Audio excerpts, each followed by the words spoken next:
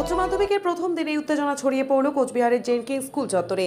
আজ উচ্চ মাধ্যমিকের প্রথম দিন, পরীক্ষা চলছে সারা রাজ্য জুড়ে। আর এরই মধ্যে তৃণমূল ছাত্র পরিষদ ও এআইডিএসওর ছাত্র সংগঠনের বচসাকে কেন্দ্র করে উত্তেজনা ছড়িয়ে পড়ল কোচবিহারের জেনকিন্স স্কুল চত্বর। ঘটনা প্রসঙ্গে জানা যায়, আজ কোচবিহারের জেনকিন্স স্কুল মোড়ে তৃণমূল ছাত্র পরিষদ ও এআইডিএসওর ছাত্র সংগঠনের মধ্যে তুমুল বচসা বাধে। খবর পেয়ে ঘটনাস্থলে ছুটে আসেন কোতোয়ালি থানার বিশাল পুলিশ বাহিনী। এরপরই পরিস্থিতি স্বাভাবিক করা হয়। ঘটনায় এআইডিএসওর দুজন সমর্থককে গ্রেপ্তার করেছে বলে জানা যায়। এআইডিএসওর অভিযোগ, উচ্চ মাধ্যমিক ছাত্রছাত্রীদের সহযোগিতার জন্য তারা দাঁড়িয়েছিলেন। সেই সময় তাদের উপর অতর্কিতে চড়াও হয় তৃণমূল ছাত্র পরিষদের সদস্যরা। এতেই উত্তপ্ত হয়ে ওঠে পরিস্থিতি। অন্যদিকে তৃণমূল ছাত্র পরিষদের দাবি, এদিন এআইডিএসওর সদস্যরা ধর্মঘট পালন করতে এসে বিশৃঙ্খলা সৃষ্টি করার চেষ্টা করে। সেই সময় তারা সেটাকে বাধা দেয়। দেখুন এদিনের সেই ভিডিও। ভালো হয় শুভেচ্ছা জানাই।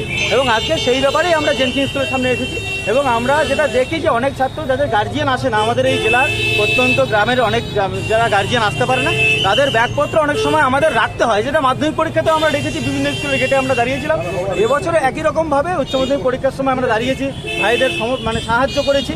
কিন্তু হঠাৎ করে তৃণমূলের হুলিগানিজম যে গুন্ডা বাহিনী, তারা এসে একটা ক্যাওয়াস সৃষ্টি করে এবং আমাদের ব্যাপকভাবে মারধর করে।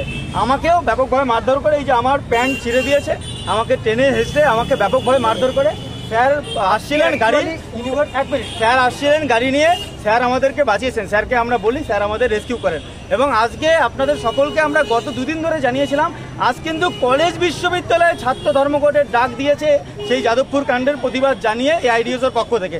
আজ কিন্তু স্কুল ধর্মঘট নয়, বা স্কুলের পরীক্ষা কিন্তু এই ধর্মঘটের চূড়ান্ত বাইরে, ধর্মঘটের মধ্যে কিন্তু নেই। এটাই কিন্তু আমরা প্রায় 1 ঘন্টা ধরে স্কুলের সামনে আছি।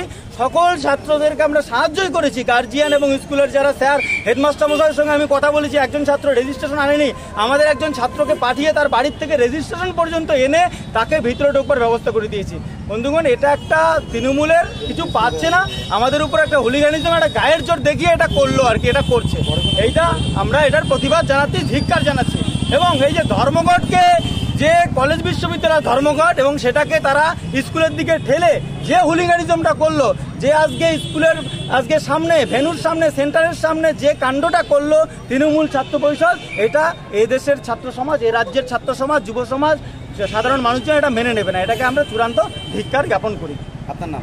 হাসিব আলম, এআইডিএসও কোচবিহার জেলা সম্পাদক। আপনাদের কি আটক করা হলো?